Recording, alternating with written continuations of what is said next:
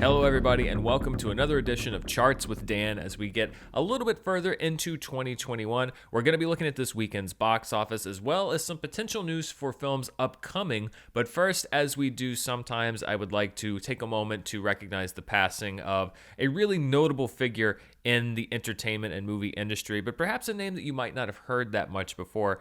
And that is director Michael Apted, who passed away last Thursday night. Like I said, he may not be a name that you recognize immediately, but he leaves behind a very long legacy, particularly in the movie industry. He was the director of movies like The World Is Not Enough, which was one of the Pierce Brosnan James Bond movies, but he also led several actresses to Best Actress nominations, including Jodie Foster in Nell, Sigourney Weaver in Gorillas in the Mist. He led Sissy Spacek to an Academy Award win in Coal Miner's Daughter. He was also the director of Enough, which was a notable early role for Jennifer Lopez as she was getting her big screen career started. But the films for which he will be remembered the most are the Up films. If you haven't heard of the Up series, they've been running since 1963, running on British television. These were a series of films focusing on children starting at the age of 7, and then every 7 years revisiting those kids and following their lives. The last film came out last year, which was 63 Up. Michael Apted took over the film series with 7+7, which was the second film. Apted won a Peabody Award for his work on the movie. It has won numerous honors. Roger Ebert called it one of the 10 best films, collectively, the Up series, one of the 10 best films ever made, called it a noble use of the film medium. So if you have not seen those documentaries, first and foremost, and I'm actually a couple behind, I highly recommend those. We still have about 6 years or 5 years until there is a new one if they continue the series, and I really, really do hope that they do. But they really are such an interesting look at how people become the people that they are and the surprising twists and turns that people's lives take, or sometimes the unsurprising turns. Are people on some kind of a road to destiny as children, or are they free to become different people, to break out of what society expects from them? These are such great questions, and they were raised by the work of Michael Apted. So his legacy will live for a very long time in film history. As always, condolences and best wishes to Michael Apted's family, his friends, and his fans. Certainly a big name in film history that will not soon be forgotten.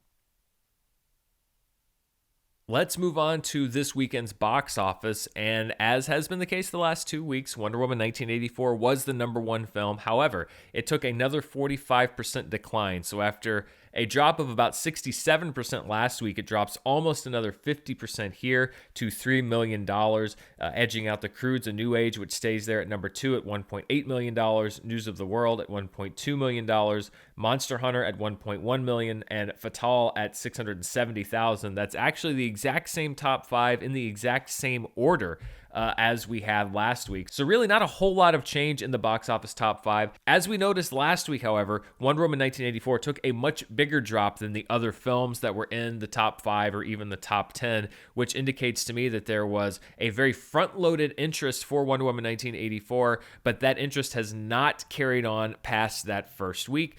HBO Max, the reviews, etc. These are all factors that we broke down last week. But if you are a studio and you're looking at the health of the box office right now, I don't think that you're particularly overly encouraged with the results that you're seeing. Now, like we've mentioned, Wonder Woman 1984 is a special case because not every studio is going to also have their movies on a streaming service simultaneously, or are they? Because there has been some interesting news about upcoming releases and whether or not they will be available solely in theaters. And the first one involves a film that we talked about way back when Warner Brothers announced this HBO Max deal, and that is Godzilla vs. Kong. If you'll remember, we talked about the fact that Legendary, who had attempted to sell Godzilla vs. Kong to Netflix for about $225 million, had that deal blocked by Warner Brothers, was considering a lawsuit against Warner Media because they believed that they did not get fair value for the film. Well, according to several reports, first and foremost in an exclusive report from The Hollywood Reporter, there is supposedly a settlement that is very close to being nailed down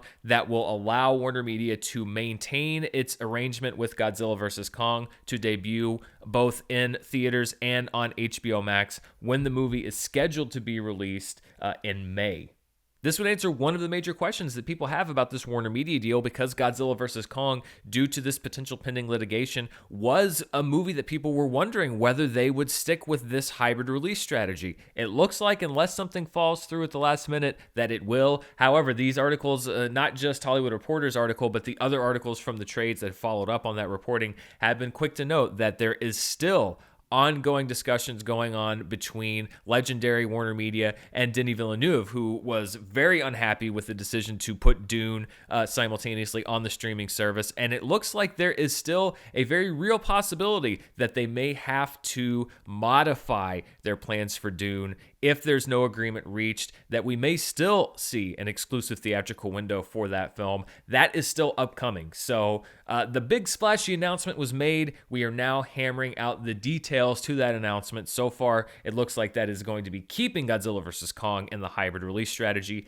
TBD on Dune. There's also been a little bit of buzz about another movie that's slated to come out in May, and that is Black Widow, which is still set for the first weekend in May. And according to a Variety report today about Hollywood preparing to potentially delay another set of movies, they report, quote, that there's been chatter that another Disney tentpole, Black Widow, may follow in the steps of fellow studio release Raya and the Last Dragon, which is premiering concurrently in theaters and on Disney Plus for a premium price. Disney insiders continue to deny those whispers, but the article then points out that Disney sources disputed that Soul would be premiering on Disney Plus, then announced that it would actually be on Disney Plus. And so a lot of people now are saying, well, what's the deal with Black Widow? Are we going to see the Disney Plus premiere access like we did with Mulan and we did with Raya and the Last Dragon, where you're going to have to pay extra on top of what you have to pay for Disney Plus? I think, honestly, that it is a little too early to speculate. And Kevin Feige, who's been doing the rounds for WandaVision, I was reading an interview with him where he said basically the same thing. He said, I don't want to look in a crystal ball and speculate about what the world's going to be like next week, because we don't know. When you look at the history of when Disney has made these announcements, Mulan, it made the announcement a month before it hit the streaming service. So there was a 1 month window there. When you look at Soul, the move to Disney Plus was announced about 2 months before it was released. And that was when it was already pushing it off of a date in November. And so, of course, there's going to be speculation about Black Widow, but I think we are at way too early of a phase to actually start making predictions about where it's going to go. Regardless of what Black Widow does, I think it's safe to say that there is going to be a theatrical component to its release, which means it is going to end up on this chart. This is our 2021 domestic release calendar, but there's not going to be much to add to this. It's going to look pretty sad, and it does look pretty sad. If you look here so far in 2021, the number one film continues to be a re-release of the film Alien with $135,000, then the Chloe Grace Moretz film Shadow in the Cloud, Jurassic World, which had a re-release that came out just this past weekend with $25,000, and the movie herself with $6,000. There's going to be a lot added to and subtracted from this list. It's very hard when you have such a small, limited number of releases to get accurate information. But this is not going to be anything really worth writing home about. Maybe not even through the first couple months of the year. There's nothing really scheduled through January.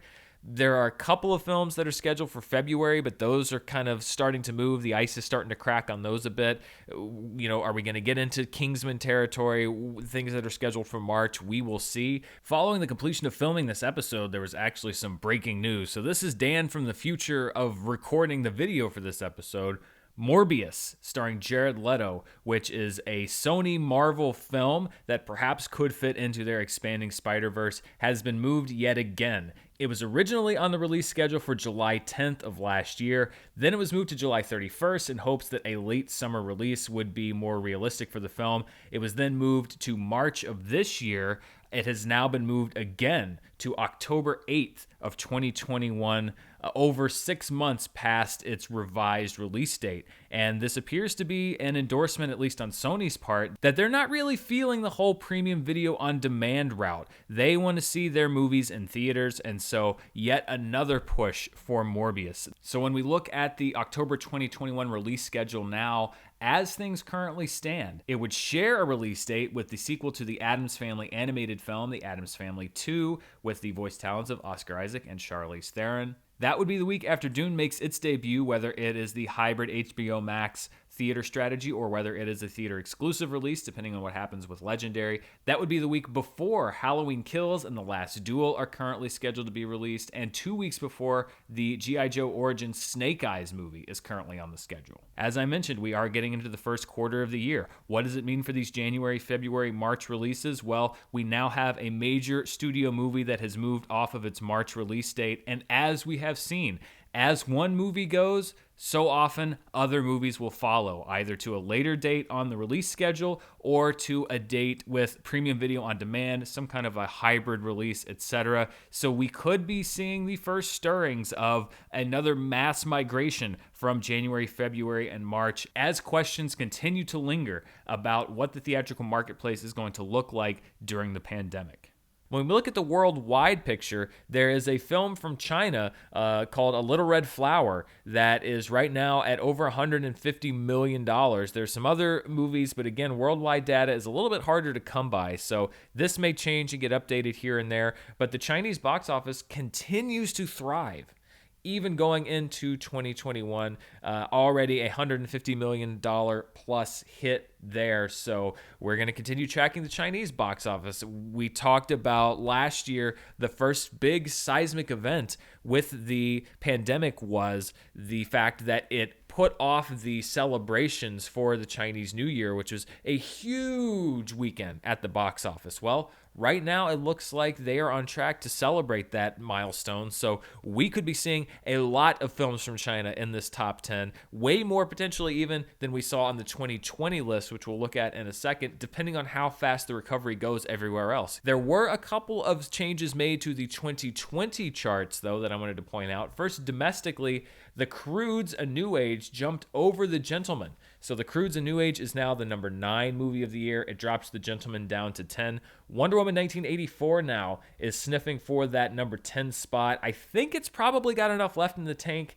to do it. So I think that's what you're going to see is that numbers 9 and 10 are going to be The Croods: A New Age and Wonder Woman 1984. I think it's pretty clear that it is not going to match what Tenet made, which was $57.9 million. Now, Tenet did not have the HBO Max strategy, so it's not an apples-to-apples comparison because it was an exclusive theatrical release. So did Wonder Woman leave $20+ million worth or more of box office revenue on the table by going to HBO Max simultaneously? We will never really know the answer to that.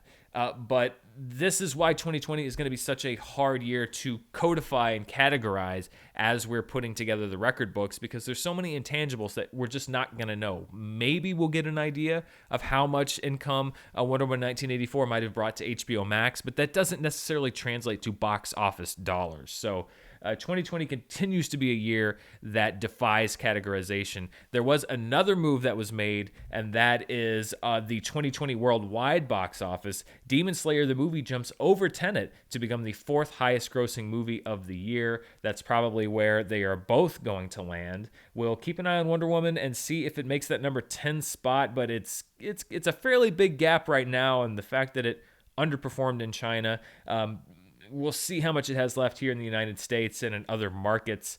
And finally, let's close out the show with what people are watching at home here in the United States, and we will start, as always, with Amazon. Remember that I adjusted these charts just a little bit starting last week, so let's see what they're looking at. Number 1, Fatale, which is another one of those movies that has a shorter theatrical window. It is number 5 at the box office. It is number 1. It is a premium video on demand, meaning those higher priced rentals, about 48 hours for $15 or $20.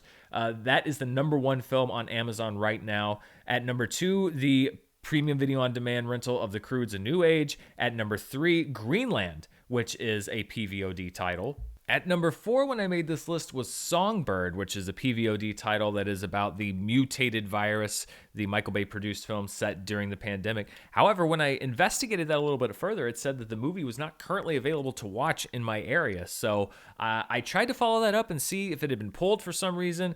There may be some reason that I just could not find, but it is still in the top 5, but for me at least, currently unavailable to watch. So there may have been some kind of 30-day clause. I'm not exactly sure. I'm going to keep looking into that. If I can get an update, I'll tell you on next week's show. At number 5, Love and Monsters, which has been on the chart for several weeks off and on. The 4K rental version of Love and Monsters is at number 5. The Karate Kid at number 6. John Wick Chapter 3 at number 7. The HD rental of Love and Monsters at number 8. At number 9, The Craft Legacy, the rental version. And at number 10, the rental version of Interstellar. So people returning to the Chris Nolan verse, perhaps they're watching Tenet and they would like to watch another challenging Chris Nolan film. That is the 10th spot on the Amazon chart. Let's see what people are watching over on iTunes. At number 1 is Tenet. The rental window for Tenet has opened on iTunes, so you can now buy the film and rent it, which probably explains why it has jumped up to number 1. Remember that iTunes does not discriminate when it is talking about movies that people are watching between the purchase and the rental version of the films, so this is a combination of both. Honest Thief, the Liam Neeson film, also in the buy-rent window, is at number 2. The War with Grandpa in the buy-rent window is at number 3. The Croods: A New Age, the premium video on demand. It's still a high price rental, is at number 4. And you've got to imagine that this movie's financials are looking pretty good because it had a pretty good run in China and other overseas markets. It's still in the top 5 and has been for quite some time at the box office here in North America. And the premium video on demand rentals have been in the top 5 on several different charts. So the Croods: A New Age, it'll be interesting to hear what kind of money that movie made if that information's ever released. At number 5, Fatale, the premium video on demand rental that was number 1 on Amazon, is number 1 on iTunes. Stars Fell on Alabama, which is a new romantic comedy, co-starring or with an appearance apparently by American Idol winner Taylor Hicks. You remember him? Number 6 with the buy-rent window. The PVOD of Greenland is at number 7. The Dissident, which is a new documentary about the murder in Saudi Arabia of journalist Jamal Khashoggi, is there at number 8. Possessor Uncut is at number 9. It's a 99-cent rental, but it's a 2020 film. Sometimes you'll see those pop up. You can buy it or rent it. This is a film from Brandon Cronenberg, who is the son of legendary horror director David Cronenberg. A very well critically reviewed film. I've seen it actually on several top 10 lists. If you're interested in seeing it, as of the time that I checked this list, it was available as a 99-cent rental on iTunes, so that could be a nice cheap movie night option if you're into that sort of thing. And then at number 10, Love and Monsters. The buy-rent window for Love and Monsters is open, and it's at number 10 over on iTunes. And finally, let's see what people are watching on Netflix. Keeping in mind, again, that this is not just the movies that people are watching on Netflix anymore. I'm also including series because it gives a much fuller portrait of what people are actually watching on the service. The Netflix series Bridgerton is at number 1. Cobra Kai is at number 2. Lupin, which is a series that is imported from France but carried on Netflix here, is at number 3. History of Swear Words, hosted by Nicolas Cage, which is high on my to-watch list. I haven't watched it yet, is at number 4. We Can Be Heroes, which is a Netflix film directed by Robert Rodriguez and co-starring Pedro Pascal, is at number 5. Pieces of a Woman is a film that hit the film festival circuit. Wasn't produced by Netflix, but was acquired by them to run as a Netflix film. That's at number 6. It features a very buzzworthy potential awards performance from Vanessa Kirby. That lands in the top 5 alongside Surviving Death, a Netflix series, Gabby's Dollhouse, a Netflix series, and then the top 10 is rounded out by the only 2 non-Netflix, either original or acquired pieces of media in the top 10. Coco Melon, which is something I've heard is very well known amongst people with kids, but completely alien to me. That's at number 9. And then at number 10, the only non-Netflix movie in the top 10, Liam Neeson's Unknown. People continue the Liam Neeson January action extravaganza, so I guess it's no surprise to see him there on the Netflix charts. And that wraps it up for this week. Thank you so much for watching. If you want to see even more of what I'm doing, you can check me out on Patreon at patreon.com/Dan Murrell. We have our monthly watch along coming up this week. We also have a Schmodown commentary, Schmodown study session, a few different movie commentaries, including one for my director and producer level patrons for Wonder Woman 1984, which was a lot of fun to do. I'd love for you to come and check us out there. For people that may want to sign up for the annual memberships, which is something that I just activated over on Patreon, you can get 1 month free. It works out to about an 8% discount. So if you maybe are already a part of the Patreon or like what you see and want to save a little bit on an annual membership, you can do that over there now. We'd love to have you. We have a really great community on Discord, and we'd love to have you come and be a part of that. You can also check out my podcast, All My Movies, which is back up and running for the new year. Last week we did The Karate Kid. This week we are looking at the upcoming 5th year anniversary of a really landmark film, what looks to be a very landmark film in the comic book genre and really comedy genre as well, Deadpool, starring everyone's favorite Merc with a Mouth, and also Ryan Reynolds. We'll be recapping that movie this week, and I'm super excited to talk about and revisit that film. And before I leave, I'd be remiss if I didn't at least acknowledge the fact that the past week has been a very unsettled and unsettling week, particularly here in the United States, amidst everything else that's going on. And there is the potential for more instability happening in the days ahead. 2020 has been perhaps the most challenging year in almost everyone's lives, at least in recent history, from economic challenges to societal challenges, personal challenges. This has been a very, very tough time. And I think the events that we saw last week were the culmination, not just of this year, but of the last few years. Just a time of turmoil and a time of distress for so many people. And, you know, there are a lot of people that want to paint in black and white. And I think that there are some things that are very starkly black and white. I think that the actions that took place last week at the U.S. Capitol building were reprehensible, and every single person that was involved in those actions should be found and held accountable for those actions. But the other thing that I would want to just say is that while there are often two sides to every story, there is also such a thing as objective reality. There are facts. Facts exist in this world, and there are a lot of people in the world who would like to convince you that that's not the truth, that the objective facts of a situation are just one side of the story. That's not always the case. Yes, a lot of times there is a case where you look at a story and there are two differing viewpoints. There are two perspectives, and it's important to consider those two perspectives. But that is not the case with everything.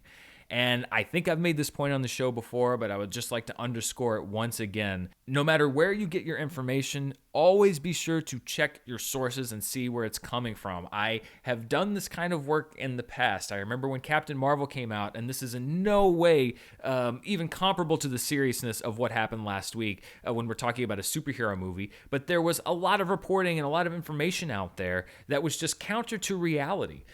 People that were just making things up because it fit the agenda that many of these people had been pushing for so many months. They'd been pushing that this movie was going to fail, and then when it didn't fail, they decided to try to rewrite reality to make it so that the movie did fail, in spite of the actual evidence that it had not. We are in an age where information moves quicker than ever, but that also means that we are in an age where disinformation moves quicker than ever. So as news breaks, make sure that you look for the source of that news. See if it is backed by facts. See who is reporting that news, and maybe try some other sources if this doesn't seem like a reliable source. Or maybe if you're just listening to the people that tell you what you want to hear, think about checking out another source, because facts are facts and reality is reality. And while discussion is important, I think it's also important to make sure that we stay grounded and rooting to what is actually happening in the world.